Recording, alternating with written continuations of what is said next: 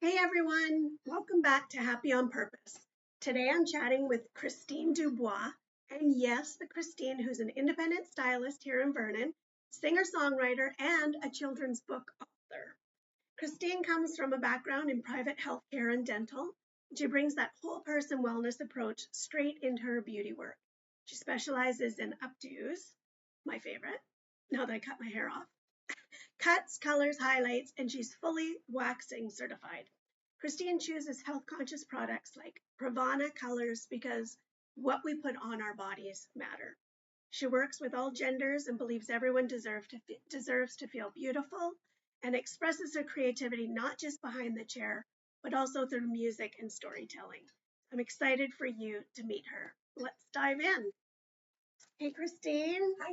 We had a chance to have a little conversation beforehand, and I had to say, no, no, no, wait, save that. That's all the good stuff. There's some pretty good stuff that we'll be able to talk about. Because we have to keep this to 30 to 35 minutes, I like to just dive in. Are you ready? Okay. All right, we're ready. So you have this rich background in private healthcare and dental, but what moment or realization nudged you towards hairstyling as your next chapter? I was working a lot and I was out of town and I had to commute a lot and my husband has health um, things going on. So Yeah. I just thought, in the long term, when you look at the future and what you want long term, I thought it's nice to have something in town where I can be there for my family and have a work-life balance, not commute so much. Yes. And I think the biggest thing was everybody kept telling me that they were getting bad haircuts and they couldn't get a hairstylist. So I liked the beauty industry and I thought, well, it looks like there's a need. So I think that's the field I should go into. Awesome. That's usually how it is. Instead of finding the gap, you're already hearing about a gap and then filling it. So it's amazing. But how does your health trained lens show up in your approach behind the chair? Well, the hair and beauty industry is just like another unit. Right. It's just like a whole other healthcare unit. It's the beauty unit. Yeah, I suppose. I do feel like when you feel good on the outside, you tend to take better care on the inside. And vice versa, right? If the people that have health challenges or anything going on in their lives, first thing that tends to go is the exterior, the looks, the hair, the nails, the eyebrows, the eyelashes, the makeup. So it's nice to see it as sort of a part of a whole wellness. Um, Again, intentional, right? Intentionally, what pardon me makes us feel good. People take care of other people, so I'm taking care of the people who take care of other people.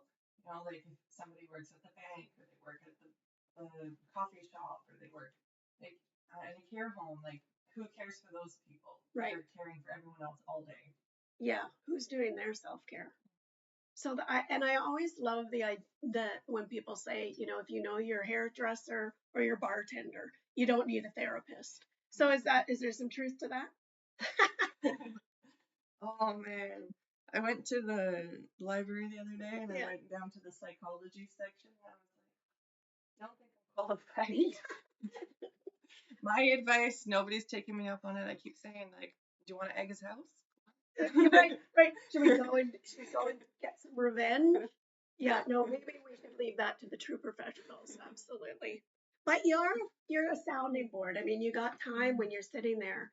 And I would think even updos, so it's grads and weddings and, formal events that people are maybe a little nervous right before.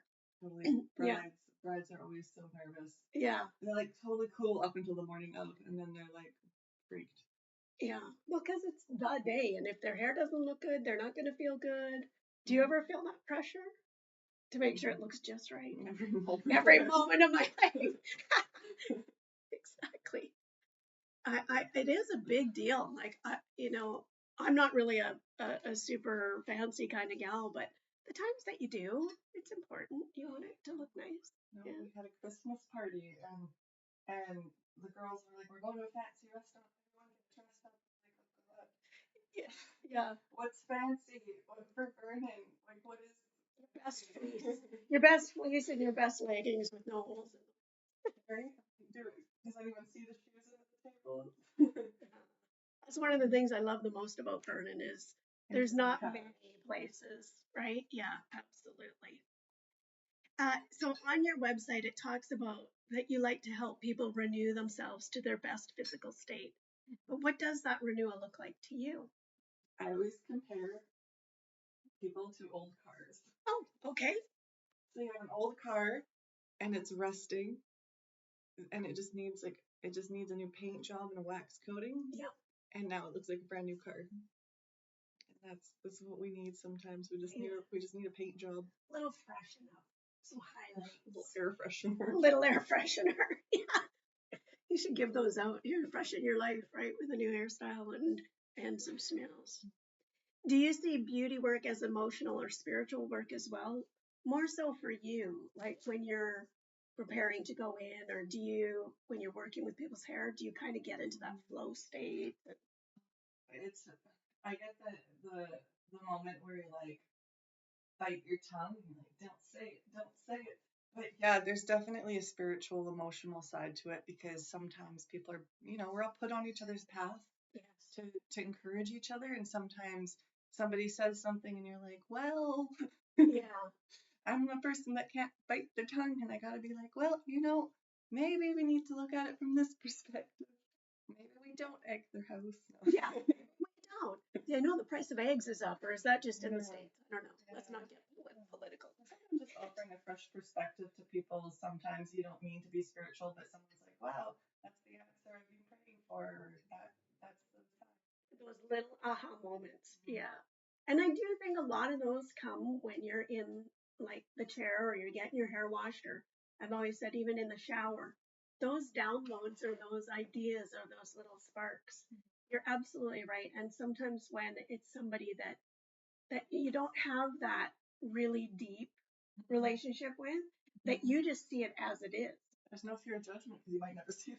That's right. Well, hopefully they're coming back to get their hair done again. They come back because you're so brutally honest that they just loved a fresh perspective without anyone holding back. I mean, politely. I don't expect to tear anyone down, but sometimes it's like, well, maybe that wasn't the best idea. Or just a new person. Did you think about it like this way?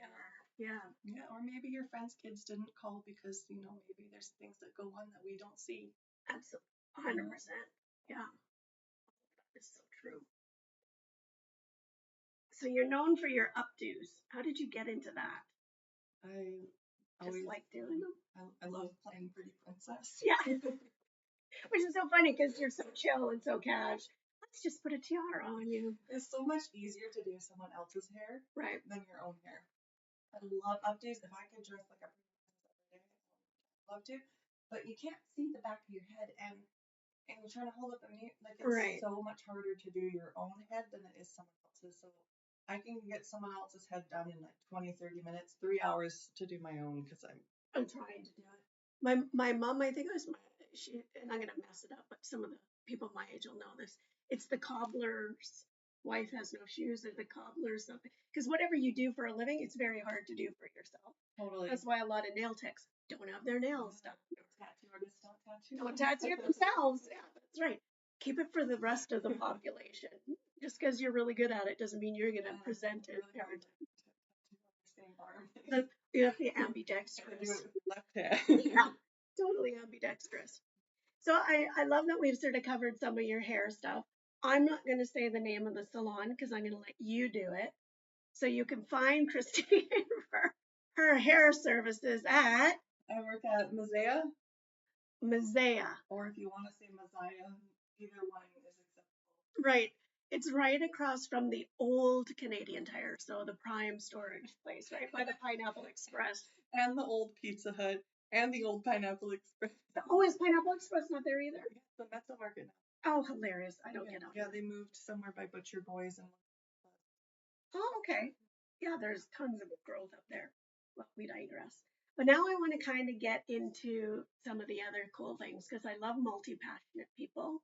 And when I was doing some of my research about you, not only are you a fabulous hairstylist with a background in healthcare, but you have also, yes, well, thank you very much. I'm everything. You've also written, and it looks like more than one children's book. Yeah, there's a couple of them. Want me to pull them out? Sure, yeah. We'll have to describe them because for the audio, but I see one named Chocolate Chip or Yep. Dragon. This was the first one I did. Okay, the Dragon meets a mermaid. It's off the market now. There's about 4 copies left in person, and then I'm done with that one. Okay. This one was a little novel I made. It's a fairy tale where the whole town turns into pumpkins. Gardenia. Yeah. Very cool. It's a garden town. That's what I call it. Okay. Very clever. Also a flower. And then this one was fun. He's a cookie superhero. A cookie superhero, which every kid would agree. A chocolate chip cookie hero. And you told me something cool about the illustrations in here. So in the artist community, when I lived in Victoria, I know some people out there, and I was looking for someone to do some illustrations for me. And one of my buddies mentioned that he went to a party in the woods and met somebody who was living in the forest who wishes to remain. This sounds like a gnome. Maybe it was a gnome. Maybe someone who wishes to remain anonymous. Are you sure they were really there? Who knows? Anyways, he likes drawing art and living in the forest. So he mentioned that that he would do some art for me. So he drew. He had a loose leaf paper with lines on it. Yeah. And a pencil. Okay. And he drew this out in a pencil on loose leaf paper, living in the forest. And so that's what he came up with. So I put it on the computer, and then I traced it on the computer, and then colored it in with the app. Oh, that's amazing. And just this mystery artist that lives in the forest, who is sounding more and more like a forest gnome. He's not real. I love that though, but that means, how you even ended up in the forest. No, not me. Just an artist friend in Victoria was like, hey, I met some random person in the forest. Do you want them to draw your pictures? I'm like, yeah, sure. So I just went to the forest, asked this guy who has no technology to draw some pictures for me, brings it back, uploads it. Did you have to tell him what the story was, or did you read the book first? I sent him this story and said I want pictures of a couple of these things, and he just wanted $100. We went and to remain anonymous, so nobody even knows his amazing cookie superhero. The mystery. I think that's the most interesting part. Not to say that. I love mystery. Art skills were so good. Why is he doing this out in the regular world? It's interesting. I guess the trees and the forest make him happy. Yeah, and maybe that's where he gets his inspiration. I know. Yeah. I definitely get the creative downloads in the woods, for sure. Totally. I have the urge to go into the woods and never come out. That would be nice. Yeah, we could tree live. That would be wonderful. Dream treehouse. A little fairy trail. Like Gardenia could live in there. Well, I don't know. That sounds pretty dangerous. Oh, shoot. Better not go there. People get turned into pumpkins. Okay. Well, we'll have to read the book. And then on top of that, you are a singer-songwriter, which I saw some of you. I think you did a music video. I can't remember the name of the song now. I should have refreshed my memory, but it was kind of cheeky. Yeah, it's not voodoo. It's not voodoo. It's a new. It's a new do. It's not voodoo. It's a new do. Yeah. Very clever, Christine. Very clever. We'll have to post that in the comments below so people can see that. Do you find that is just another outlet to purge some of the stories people have told you during the day? I think sometimes you just gotta do things to keep busy, right? And make you feel like you're doing something. Yeah. And then you have things to add to your list of things you've done. Yeah. Legacy, right? How will people be able to remember you? Yeah, they'll remember my name. They'll be like, remember that girl who book with the illustrator in the forest that we're not sure if he's real, and then made fun of met. Yeah. Somebody met at it sounds like maybe they met at a rave in the forest. I'm all about a rave in the forest. I think that's a good idea. Yeah, there's a rainforest and then there's a rave forest. Is there a song coming? There's going to be a song called "The Rave in the Rainforest" or "The Rave in Rainforest." I feel like the Jungle Book kind of a little bit of I suppose. 100%. All right, well, we'll leave the singing for the radio show. People that can actually sing. But, okay, We have to keep moving. We're already 15 minutes in. So what got you into the music then? That's have you always been musical? Did you take music lessons, or are you one of those people that just does it by ear? I was in choir growing up. I think everybody was in choir, whether they liked it or not. Yeah, well, I think you had to take choir or church. I loved choir because we get to skip school and we get to go on trips. So I was all about joining the choir because they would take us to other cities and we get to go to like big cathedrals. It was awesome. And then just getting older and, you know, looking for something to do that's healthy and get you out. And I found music is very like healthy for your brain. Yeah. I call it my yoga. Yeah. You know, like you need to stretch. Sometimes you need to stretch your brain. Agreed. They've done the actual research on that with people with dementia, right? That they'll, if they're a classical pianist or something, they'll still be able to do all of that, but they won't remember, you know, what they had for breakfast or their even sometimes their children's name. There's got to be different neural pathways, or there's something going on in the brain. Oh, yeah. Well, I remember reading something about the brain and how we've got like little cul-de-sacs all over our brain, like little circles. Yep. And then there's little roadways, and the memories are stuck in these little circles. They just can't. It's just the road's not operating, so the cars can't leave. That's a super cool analogy, actually, because even if it's not being used, Yeah. right? You think of a path. Yeah. The memories are there. Everything grows over. Yeah. And so the path to the memory is where the dysfunction is. Well, I would love to know if there's a neuroscientist or a brain surgeon that's listening that can tell us the actual real, what that really is. But well, there was a study where they gave microdoses of a certain substance to people and found relit pathways that were closed up. But, yeah. I guess the problem is like substances are controlled and people's brains, you know, they don't want to too much or do other things. It has to be supervised. My background is in counseling. I know there's quite a few clinicians now that are looking into that, like ketamine. I don't know much about that, but of course the psilocybin. No, it's all good. We can say these things on my show. No, these aren't controversial. These are real therapies and real treatments. So the psilocybin, the LSD, and the ketamine. But it all has to be, what they're finding is it has to be in a safe, controlled, therapeutic environment. You won't want to be psychosis. Of course, yeah. You don't want to take a mouthful of mushrooms and hit the forest and meet some random artist and be trying to debrief your trauma with them. I'm not trying to make light of it, but that's still funny to me. Yeah. Who knows? Maybe I'll run into them in the forest one day. You might when you're having your rave. We're all over the place. It's definitely entertaining. I don't think I've ever been to a rave, but I think it'd be kind of fun to have all those flashing lights. Yeah.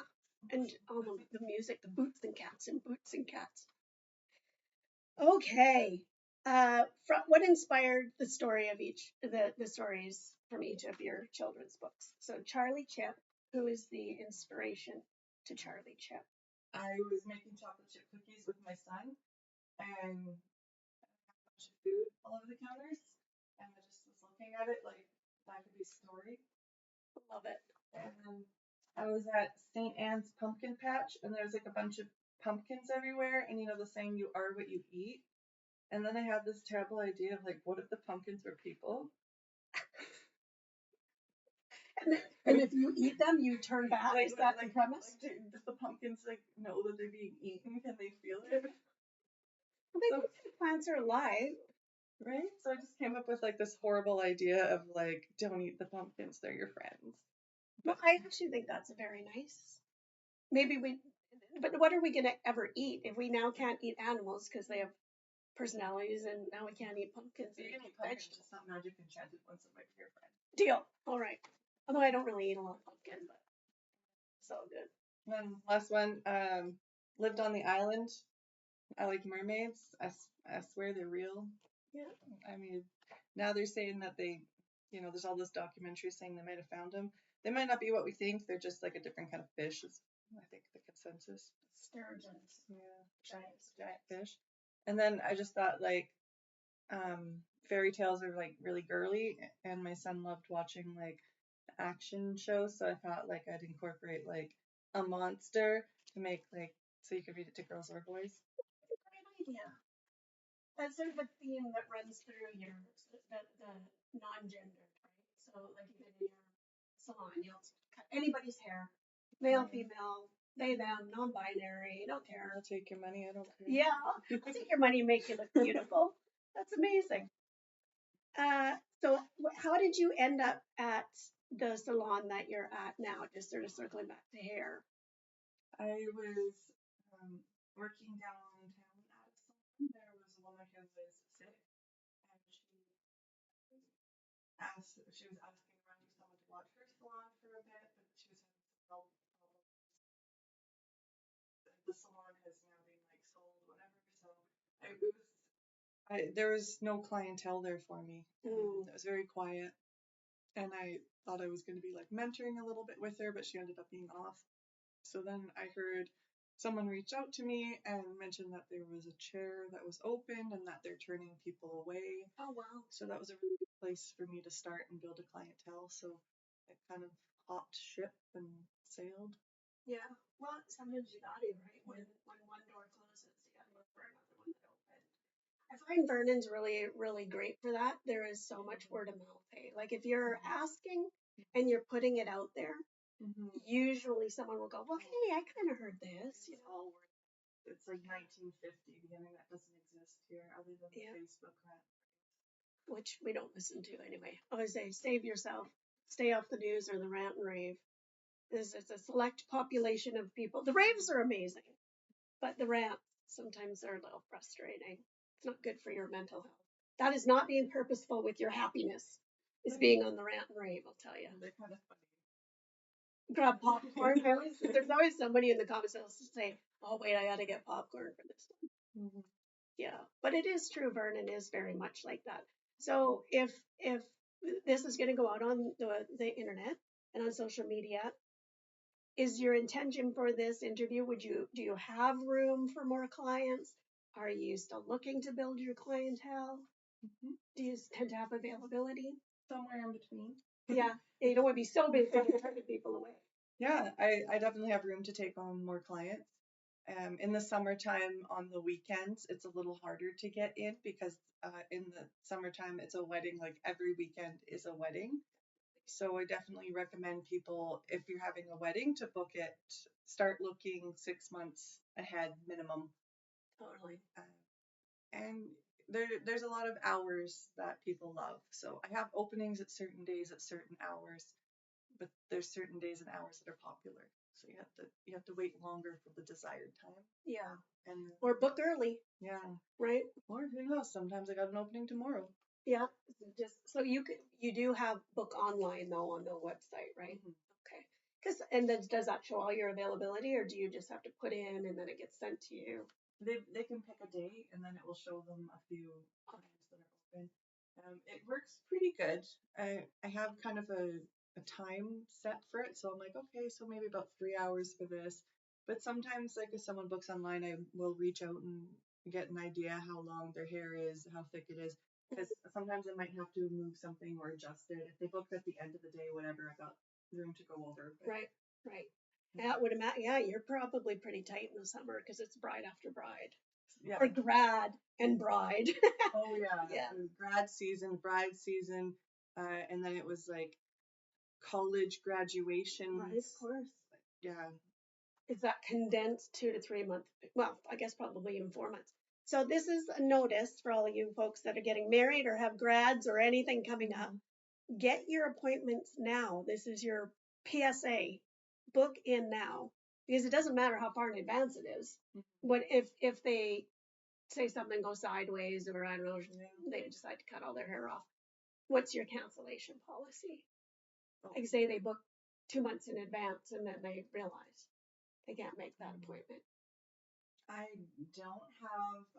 don't charge people for cancellation at this time. I feel like if your schedule is like nonstop full and somebody's like no showing you, then you might want to look at a cancellation policy there. But I just ask people to give me the same respect I give them. Like if you showed up for your appointment, you'd want me to be there. So don't no show, no call me. Like give me a heads up. Yeah. Let me know. Courtesy. Right? Yeah, I love that. Also, so great about Vernon that there is a lot of that. If you know and you know a week beforehand, let you know, and then you can always, or as soon as possible. Yeah, I like that you said that. Just the same respect, right? You're not they're gonna show up this salon and be like, yeah, she was running late, and so yeah, you're about an hour late. But if they ghost me, I ghost them. Right. Well, fair is fair. Fair is fair. It's kind of how we have to be in this day and age. What have you seen clients experience confidence or emotional shifts after a transformation? Oh yeah, they love to get around, look in the mirror. Yes. I got a selfie wall put in, so you can take selfies when you feel hot. Right. This is what I really look like. We all need that reminder, like when you wake up in the morning, your hair's all over. I looked great this day. Yeah, got like a mini ring light they can stick on their phone and they can take their good side. Yeah, yeah. And use those as their, instead of AI generated LinkedIn profile photos, do it right after you've been styled. And the conditioner, I think that's a big thing, is like the professional heavy conditioners that just like make your hair feel so good. A lot of people don't want to use these products because they're like, oh, it's expensive and hairdressers just want to make more money out of me. It's like, well, maybe a little. Like I do like making money on people because like it feeds my bills, but yeah, it's just so different. Like if you see this is just coming out of the shower with damp hair. It's a little frizzy, whatever. But when you put like a moisture mask on there, it's just like so much more defined. Yeah. And it just makes such a difference because when you have curly hair, people consider it frizzy or messy. They don't just consider it like, oh, they have curls. So, right. Yeah. Need just to tame that. That's and anybody that is going through the lovely or is in menopause or perimenopause, your hair changes so much. I know I've got an amazing stylist, and yeah, she puts like a mask on. We cut it all off this time because my grays are coming in, so I'm trying to like do it now before I have the skunk line.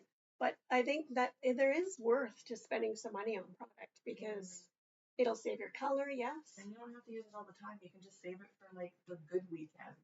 Yeah. Save it for the fancy events. Just to make it feel so much better. Do you sell products at the salon there, or what? Some are Aveda, some are Paul Mitchell, whatever. I don't have a ton of retail space. Okay. So I'll keep a few things that I know clients might like. Like I always keep like one moisture mask on hand. Right. Or I sometimes pick up little samples because the stores sell like little samples, so I can pick up sample size and my clients will try them, and if they like it, then I'll pick up the rest of them. Right, right. Well, that's good to know. Do you have a brand that you prefer as a stylist? I like the Malibu one, Malibu C, because Malibu has a few lines. One's called Malibu C, and it's a gluten-free shampoo, which I really like because we have a lot more celiacs these days. Yeah. And I find like, how you get like a flaky scalp, and if you try everything and nothing seems to help, and it's not dandruff, it's just like your scalp just needs like an exfoliant or you're getting a buildup. But I found since using the Malibu one that my scalp feels way better. It doesn't feel so sensitive because some of the stuff have a lot of scents in them, and the essential oils can dry out your skin. And I really notice a difference in how my scalp feels which makes sense because I'm a little bit gluten sensitive. Yeah. Well, yeah, and scent sensitivity is such a big thing right now. So what do they smell like? Like, are they more of a naturally like coconut oily or? You know, Mike and Ike's, the candies. Oh yeah. It kind of reminds me like of a subtle Mike and Ike kind of smell, like almost like a sweet air. Oh, okay. Oh, I love those. Those are those little long jelly kind of candies. Well, the cinnamon ones are spicy. Okay, so it's more of a fruity, not a floral. The florals are what get me a lot of times. And then yeah, we default to like wanting to put essential oils in an unscented product, but that's not good either, you're saying. Yeah, well, essential oils have different purposes, and they can be drying or they cause irritation. Sometimes they're good short term, not long term. Right, right. They're going to be skin safe. Yeah, and all the higher end ones, right? Yeah.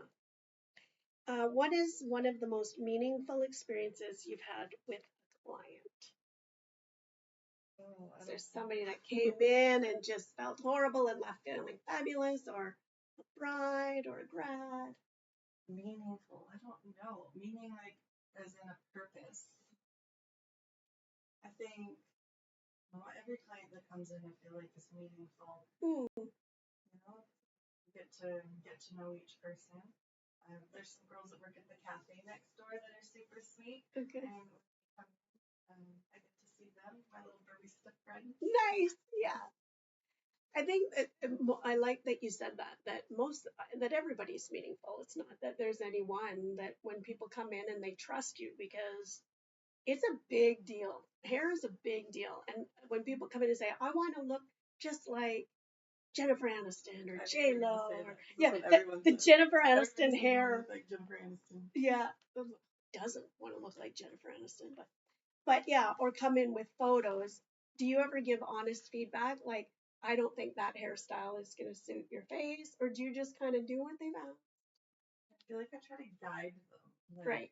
Like someone's got really fine thin hair and they're like, I want layers. I'm like, what if we did like a little butterfly layer Right. instead of like a full layer? Because then you get some of that like little swoop back without taking all your density. Yeah.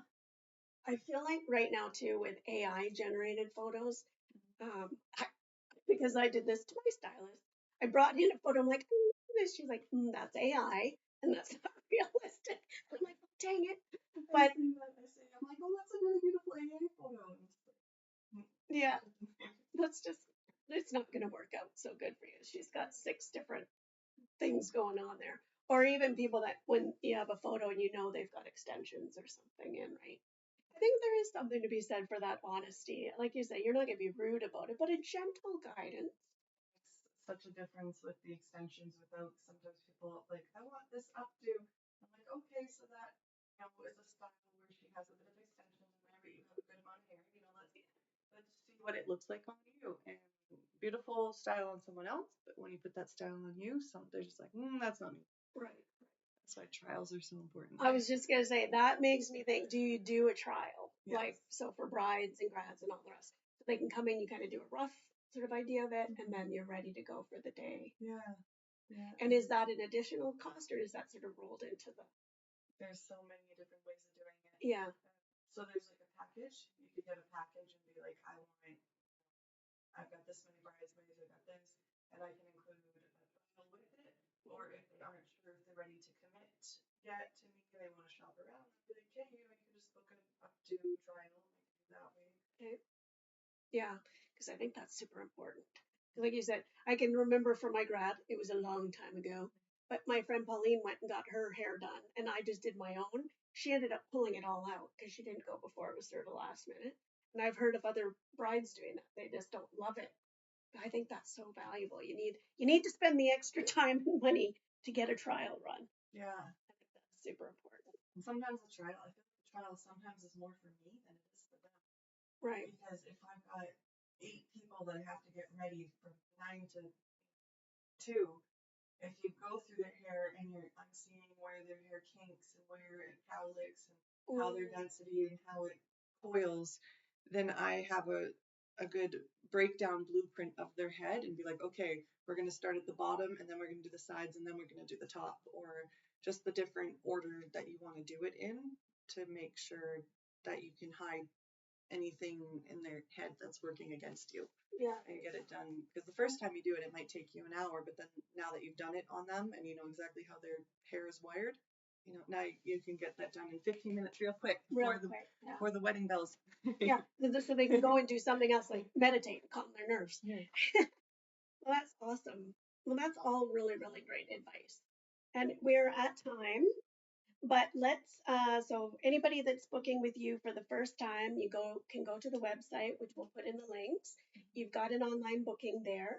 Book in advance for your weddings and grads that are coming up this year. And can we look forward to more writing, books, and music in your future? Maybe.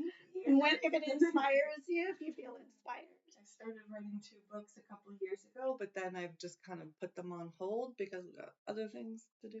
Yeah, it's life. Yeah. Life happens. I think with multi-passionate people, we have all these half projects everywhere. You get around to, I know I'm looking at some of your painting, and you get all sorts of goodies in here. This is my brain.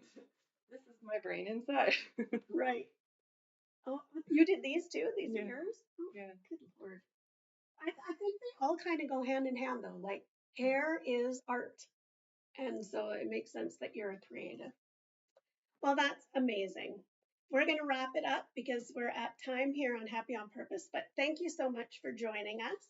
And a huge thanks to Christene Dubois for sharing her wellness approach, her creativity, and her heart. I'm Jeunesse Pearson, and this is Happy on Purpose. Stay bright, stay grounded, and stay on purpose.